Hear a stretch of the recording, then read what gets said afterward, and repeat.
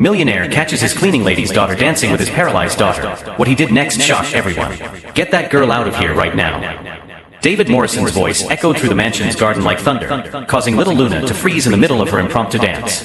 The 9-year-old girl, daughter of Carmen, the family's cleaning lady, had been caught playing with Sophie, the 7-year-old daughter of the millionaire who had been confined to a wheelchair for 2 years. What should have been an innocent moment of joy between two children turned into a scene of absolute embarrassment. Mr. Morrison, I apologize, Carmen appeared running from the kitchen, her hands still wet from washing dishes, her face red with shame. I don't want explanations. You were hired to clean my house, not to let your daughter disturb Sophie. David pointed at Luna with disdain. That girl has no manners to be around children of our social standing. Luna stood still, her big brown eyes filling with tears. At 9 years old, she already understood perfectly what those words meant. Sophie, on the other hand, stretched her little arms toward her friend, protesting from her wheelchair. Daddy, no. Luna is my friend. She made me laugh. Silence. Sophie, go to your room now. David turned to Carmen. And you, control your daughter better or find another job. Carmen lowered her head, took Luna by the hand, and headed for the back exit. But something in the girl's gaze caught her attention. It wasn't submission. It was a strange determination for someone so young, as if she were engraving every word, every gesture of humiliation in her memory. As she walked away, pulled by her mother, Luna looked back one last time. Sophie continued to stretch her arms toward her, crying, while David pushed the wheelchair into the house with irritation. Why is he so mean, Mom? Luna asked when they were in the kitchen. Because some people are born thinking they're better than others, sweetie, Carmen replied, wiping her own tears. But one day you'll understand that those with a good heart always find a way to shine. What no one in that mansion could have imagined was that Luna would remember every detail of that day, and that 20 years later, when their paths crossed again, she would no longer be the frightened little girl who danced in the garden. If you're enjoying this story of overcoming adversity and don't want to miss what happens when Luna reunites with the Morrison family, don't forget to subscribe to the channel, because what she did to turn that humiliation into her greatest victory will leave you speechless. 20 years have passed since that day in the garden of the Morrison mansion, but Luna has never forgotten the bitter taste of humiliation. Now 29, she walked through the corridors of the prestigious Children's Hope Hospital, wearing her white coat as a pediatric neurosurgeon, one of the youngest and most respected specialists in the country. Her mother, Carmen, had died 5 years earlier, a victim of cancer that could have been treated if she had had access to decent health insurance. During the last months of her life, while Luna was doing her medical residency, Carmen revealed painful details about the years they worked for the Morrisons. Daughter, that man didn't even pay us minimum wage. I accepted it because we needed the money, but he always treated us like we were less than human, Carmen whispered from her bed in the public hospital. Sophie was a sweet girl, but David Morrison, he took pleasure in humiliating us. Luna discovered that David had fired her mother just a week after that scene in the garden, claiming incompetence as an excuse for not paying her labor rights. Carmen never got another steady job after that. The name Morrison on her references was a mark of failure that followed her for years. He destroyed our lives for fun, Luna muttered to herself as she reviewed that morning's medical records. Her specialization in infantile paralysis was no coincidence. Every child she helped walk again was a small victory against the memory of that cruel man. Fate, however, has a peculiar sense of humor. The last file in the stack made Luna freeze. Sophie Morrison, 27 years old, progressive partial paralysis, requires urgent experimental surgery. Father, David Morrison, businessman. Emergency contact, same number. Luna laughed softly, a humorless sound that echoed through the empty room. After 2 decades, the universe was handing David Morrison to her on a silver platter. Sophie, now an adult, had developed a degenerative neurological condition that threatened to paralyze her completely. And Luna was literally the only surgeon in the country who specialized in that particular procedure. She picked up the phone and dialed the number. 3 rings and a familiar, though older, voice answered. Morrison. Mr. Morrison, this is Dr. Luna Rodriguez, neurosurgeon at Children's Hope. I need to speak with you about Sophie Morrison's case. There was a long pause. Luna could almost hear the gears of memory turning on the other end of the line. Rodriguez, that name sounds familiar. I imagine it would, Luna replied, her voice carefully neutral. My mother was Carmen Rodriguez. She worked in your house a few years ago. The silence that followed was deafening. When David finally spoke, his voice was tense. You're that cleaning lady's daughter? I'm Carmen Rodriguez's daughter, yes. And now I'm the only person who can save your daughter. Luna heard David's heavy breathing. 20 years of privilege and arrogance being confronted by the reality that the girl he had humiliated was now Sophie's only hope. Doctor, I need you to understand that. Oh, I understand perfectly, Mr. Morrison, Luna interrupted, savoring every word. I understand that you need me now. The difference is that this time, I make the rules. At that moment, as David Morrison struggled on the other end of the line between his wounded pride and the desperation of a father, Luna realized that the little girl who had once danced in the garden had grown up to become exactly what that cruel man feared most: someone with real power over his destiny. 3 days later, David Morrison walked into Children's Hope Hospital as if he owned the place. His $2,000 suit and Italian shoes echoed through the hallways with the authority of someone accustomed to buying solutions to any problem. At 62, with perfectly combed gray hair and an imperial posture, he radiated the kind of confidence that only decades of privilege can provide. "I want to see the medical director," he announced to the receptionist, completely ignoring the line of families who had been waiting for hours. "David Morrison, of Morrison Enterprises. It's about my daughter." The receptionist, a middle-aged black woman named Rosa, looked at him with the professional patience of someone who had dealt with many men like him. "Sir, Dr. Williams is in surgery, but Dr. Rodriguez, who is in charge of your daughter's case, can see you in 15 minutes. "I didn't come here to talk to subordinates," David replied dismissively. "I want to talk to whoever's really in charge here." Rosa exchanged a meaningful glance with a nearby nurse.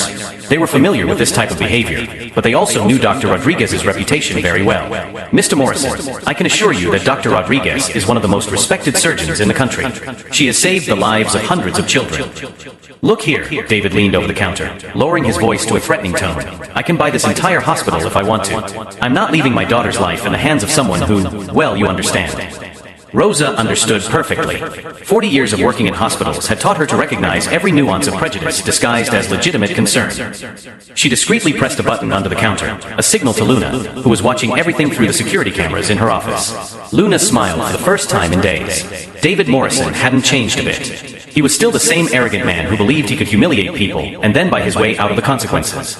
She picked up the phone and dialed a number she had memorized the day before. "Dr. James Carter, this is Luna Rodriguez. I need that favor you owe me." Carter, one of San Francisco's most feared lawyers and a specialist in medical malpractice, had been her college classmate. Luna had saved his daughter from permanent paralysis 2 years earlier, refusing any payment. "For you, Luna, anything. What do you need?" "I want you to investigate David Morrison of Morrison Enterprises. Everything. Taxes, labor practices, questionable contracts, especially how he's treated domestic workers over the last 3 decades. Morrison, that name rings a bell. Isn't that the one who had problems with the Department of Labor a few years ago?" Luna felt her heart race. "Tell me more." "Several complaints of domestic worker exploitation, below minimum wages, unfair dismissals, unsanitary conditions. All hushed up with money, but the lawsuits are there. I can have detailed reports in 48 hours. Meanwhile, downstairs, David was losing patience. Sophie had arrived at the hospital in an ambulance the night before, her condition rapidly deteriorating. The doctors were clear: without the experimental surgery, she had at most 6 months before complete paralysis. "Dad, please," Sophie begged from her bed in the private room David had demanded. "Dr. Rodriguez has an incredible reputation. I read about her online. She's literally the only person in the country who does this surgery." "Daughter, you don't understand. That woman, she has a history with me. I can't trust her." "What kind of history?" Sophie furrowed her brow. At 27, with a journalism degree from Columbia, she had inherited her father's intelligence, but not his arrogance. "Dad, how do you know her?" David looked away. "It's complicated. Old business." But Sophie wasn't easily fooled. She grabbed her laptop and started researching. Within 20 minutes, she found articles about Dr. Luna Rodriguez's inspiring journey. Daughter of a cleaning lady, first in her family to graduate from college, Harvard-trained pediatric neurologist, responsible for developing revolutionary surgical techniques. "Dad," Sophie said slowly, "Rodriguez is a very common last name. But do you remember a cleaning lady named Carmen Rodriguez who worked for us many years ago?" David's silence was deafening. Sophie continued typing, and then her eyes widened. "Oh my God. It's her, isn't it? It's Carmen's daughter." "Sophie, this isn't." "Do you remember her daughter, Luna? The girl who used to make me laugh when I was in my wheelchair?" David felt the blood drain from his face. 20 years had passed, but he remembered that day in the garden perfectly. The 9-year-old girl he had publicly humiliated, yelling at her as if she were less than human. "Dad, what did you do?" Sophie's voice was heavy with a growing, horrible realization. At that moment, Luna appeared in the doorway. Wearing her white coat, stethoscope around her neck, she was the very picture of professional success. Her eyes met David's with the same serenity she had shown at age 9. But now, behind that calm, he could see something that made him swallow hard. "Good afternoon, Mr. Morrison," Luna said in a perfectly professional voice. "Sophie, how are you feeling?" Sophie looked between her father and Luna, slowly understanding the dynamic unfolding before her. "Dr. Rodriguez, I want to apologize for anything There's nothing to apologize for, Sophie, Luna interrupted gently. You've always been a sweet child. You always have. David watched this exchange, realizing that he was completely losing control of the situation. The girl he had humiliated now dominated the hospital where his daughter needed treatment. Even worse, Sophie clearly remembered Luna fondly. So, Luna turned to David. Have we discussed your treatment options? David swallowed his anger and tried to regain some authority. I want a second opinion. Another doctor. Of course, Luna replied calmly. The next most qualified specialist is in Boston.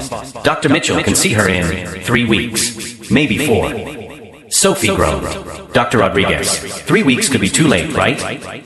Luna nodded. Unfortunately, yes. This condition progresses rapidly. It was at that moment that David realized he had been cornered. Luna didn't need to push anything. She simply needed to wait for medical reality to do the work for her. And for the first time in decades, David Morrison understood what it meant to be completely at the mercy of someone he had underestimated. Luna left some forms on the bedside table. Think about it. I have other surgeries today, but I'll be available tomorrow to discuss the procedure if you decide to proceed. As she turned to leave, her eyes met David's one last time.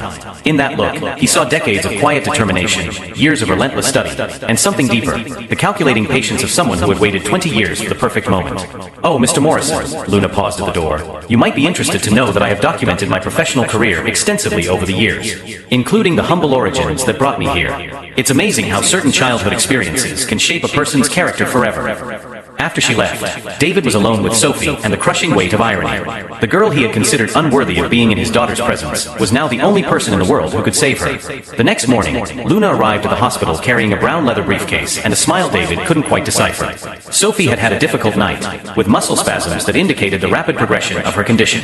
Time was running out fast. Good morning, Mr. Morrison, Luna greeted him cordially, placing the briefcase on the bedside table. I brought some documents for us to discuss before the surgery. David frowned. What kind of documents? Oh, just some interesting findings about your company. My lawyer, Dr. Carter, is very thorough in his research.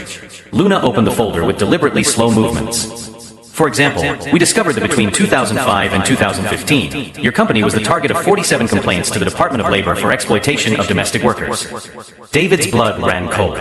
Sophie, even in her weakened state, sat up straighter in bed. Dad, what is she talking about? Luna pulled a document from the folder. Wages below the legal minimum, unfair dismissals to avoid paying benefits, unhealthy working conditions. 47 families affected. She paused dramatically, including mine. That has nothing to do with medical treatment, David stammered, but his voice betrayed his growing desperation. Oh, but it has everything to do with it, Mr. Morrison. Luna turned a page. Because among those 47 families, 23 had children who were unable to complete high school due to financial difficulties caused by his exploitative practices. 15 families lost their homes. 8 children developed health problems due to lack of access to adequate health care. Sophie had tears in her eyes. Dad, is this true? David couldn't answer. Luna continued, pulling out another document.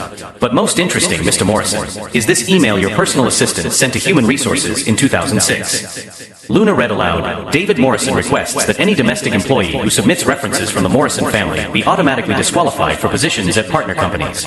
Justification, corporate confidentiality issues. David's breathing became shallow. This was an informal blacklist, ensuring that anyone he fired would never get a decent job again. 47 families, Mr. Morrison. 47 lives systematically destroyed. Luna closed the document. My mother never got another steady job after you fired her. She died at 58, working as an outsourced cleaning lady with no job security, because her name was on that blacklist. Sophie sobbed quietly. Dad, how could you? You don't understand, daughter. Business is... David tried to justify himself, but Luna interrupted him. Business. Luna laughed, but there was no humor in her voice. Mr. Morrison, I spent 20 years preparing for this moment. 20 years studying, specializing, becoming irreplaceable in the only medical field that could save your daughter. You want to talk about business? David realized with growing horror that he had been completely duped. The 9-year-old girl he had humiliated had not only survived, she had become strategically superior to him. Dr. Carter also discovered something interesting about your finances, Luna continued, pulling out a red folder. It seems that the Internal Revenue Service is very interested in certain discrepancies in your tax returns between 2010 and 2020, especially the unreported expenses for domestic staff. You're blackmailing me, David managed to whisper. Blackmail would be using this to get something I want, Luna replied calmly. But I already have everything I want, Mr. Morrison. I have a brilliant career, international recognition, and the ability to save lives, including Sophie's. Sophie looked between her father and Luna, beginning to understand the complex dynamic unfolding before her. So what do you want? David asked, defeated. Justice, Luna replied simply. I want you to experience for a few moments what it means to depend completely on the kindness of someone who has every reason to deny you help. Luna turned to Sophie.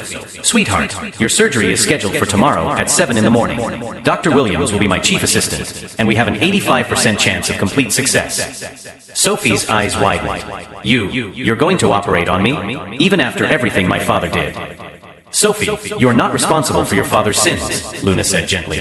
And I did not become a doctor to deny treatment to those who need it. I became a doctor to heal, regardless of who my patient's parents are. David was visibly shaken. Why? Why are you doing this? Luna looked him straight in the eye. Because, Mr. Morrison, the difference between us is simple. You use your power to destroy people. I use mine to heal them. And when Sophie walks out of the surgery, she will understand that true strength does not come from humiliating others, but from overcoming them. She closed the folder and headed for the door. Oh, Mr. Morrison, one last thing. Dr. Carter will be submitting the complete documentation of your labor practices to the Department of Labor on Monday, and to the Internal Revenue Service on Tuesday, considering that the statute of limitations has not yet expired on several of these violations. David felt his legs tremble. Decades of systematic exploitation were about to come crashing down on him. But don't worry, Luna smiled for the first time, a genuine smile as she looked at Sophie. Your daughter will be walking long before your court hearings begin. She'll need her legs working to visit you in prison. In that moment, as David Morrison finally understood that the 9-year-old girl had grown up to become the worst nightmare of his conscience, one question remained unanswered. Was it possible that a man who had spent decades destroying lives could learn something about redemption by seeing his own daughter saved by the compassion of someone who had every reason to hate him? 6 months after the surgery that saved Sophie Morrison, Luna walked through the hospital corridors with a different energy. The operation had been a complete success. Sophie had not only regained full movement in her legs, but had become one of the most motivated patients Luna had ever treated. The young woman had used her experience to become a passionate advocate for workers' rights, writing articles that exposed the exploitative practices her own father had perpetuated. Dr. Rodriguez, Dr. Williams called, approaching her with a gold envelope. The official confirmation has arrived. The Physician of the Year award is yours. It's the first time anyone under 30 has ever received this honor. Luna smiled, remembering the 9-year-old girl who had once been deemed unworthy of being in the presence of children of higher social standing. The irony was delicious. The same determination that David Morrison had tried to crush was now propelling her to the top of her profession. And there's more, Dr. Williams continued. The documentary about your life, from cleaning to surgery, has been nominated for an Emmy for Best Social Rights Documentary. Sophie Morrison is one of the executive producers. At that very moment, across town, David Morrison was signing the final papers of his personal bankruptcy. Dr. Carter's investigations had revealed decades of tax evasion and labor exploitation. The IRS fines alone had consumed 70% of his net worth. The labor lawsuits filed by the 47 families he had wronged drained the rest. Mr. Morrison, said his former lawyer, putting away the documents, I regret to inform you that I can no longer represent you in the criminal proceedings. Your remaining assets do not cover our fees. David looked out the window of the small apartment where he now lived. The view was no longer the mansion with gardens where he had once humiliated a girl for dancing with his daughter. It was a view of dirty bricks and overflowing trash cans. At 63, he faced the real possibility of prison for the labor crimes he had committed over decades. Sophie had completely removed herself from his life, legally taking her mother's last name and cutting all financial ties to him. Dad, she had said in their last conversation, I need to build a life based on values you never taught me. Luna showed me that true strength doesn't come from destroying others, but from lifting them up. Meanwhile, Luna was being interviewed live on national television about her journey. Dr. Rodriguez asked the host, how does it feel to know that your story has inspired thousands of young people from underserved communities to pursue medicine? I believe that every injustice we face can become fuel for our determination, Luna replied calmly. When David Morrison humiliated me at age 9, he believed he was putting me in my place. In fact, he was motivating me to find a place far greater than he could ever imagine. The camera captured her serene smile. Today, I run one of the most important medical scholarship programs in the country, specifically for children of domestic workers. We have already graduated 50 doctors who, like me, came from families that suffered labor exploitation. The following week, newspaper headlines told parallel stories. Former millionaire sentenced to 8 years in prison for labor exploitation occupied the crime section, while Brazilian doctor receives International Human Rights Award dominated the front page. Sophie, now with her legs fully recovered, ran every morning through the same garden where her friend Luna had been humiliated 20 years earlier. The mansion now belonged to a foundation Sophie had created to house vulnerable domestic worker families. The irony was poetically perfect. The place that once symbolized exclusion and privilege was now a symbol of inclusion and social justice. Luna always says that the best revenge is not to become like your oppressor, but to surpass him in such a way that his very existence becomes proof that he was wrong, Sophie explained during a lecture at Harvard on social transformation. My father tried to break the spirit of a 9-year-old girl. Instead, he forged one of the most important surgeons of her generation. On the last day before David was taken to prison, he received an unexpected letter. It was from Luna. The message was simple but devastatingly powerful. Mr. Morrison, when I was 9 years old, you said I didn't have the education to be around children of our social standing. Today, I head the neurosurgery department at the hospital where your daughter was saved. I chair a foundation that has changed the lives of thousands of families like mine, and I am considered one of the most influential doctors in the country. You were right about one thing. I really didn't belong in your social position. My place has always been far above hers. Thank you for showing me, even if unintentionally, that true education doesn't come from the cradle, but from the determination to turn every no into fuel for an even bigger yes. With professional respect, Dr. Luna Rodriguez. David folded the letter slowly, finally understanding the full extent of his defeat. He had tried to crush a seed, but had only planted a tree whose fruits would feed entire generations. 5 years later, Luna opened the Carmen Rodriguez Institute of Social Medicine, named in honor of her mother. Sophie cut the inaugural ribbon, walking with steady, confident steps. In her opening speech, Luna looked out at the audience filled with young doctors, students from humble families, and social activists. My mother used to say that some people are born thinking they are better than others, Luna said into the microphone. But she also taught me that those with good hearts always find a way to shine. Today, at this institute, we continue to prove that she was right. True greatness is not born of privilege, but of the ability to turn adversity into opportunity, humiliation into motivation, and prejudice into purpose. The audience rose to a standing ovation that lasted 5 minutes. Among those present were hundreds of young people from disadvantaged communities who now had full scholarships to study medicine, all inspired by the story of the girl who turned rejected dance into a garden and a silent revolution that changed lives forever. Luna had discovered the perfect formula for revenge, not to destroy those who had hurt her, but to build something so extraordinary that the very existence of that legacy would become the definitive proof that her oppressors were completely wrong about who she really was. If this story of transformation and justice touched your heart, leave a comment telling us which part moved you the most, and subscribe to the channel for more stories that prove that true victory is not in bringing our enemies down, but in elevating ourselves so high that they become irrelevant in the face of the greatness we have built.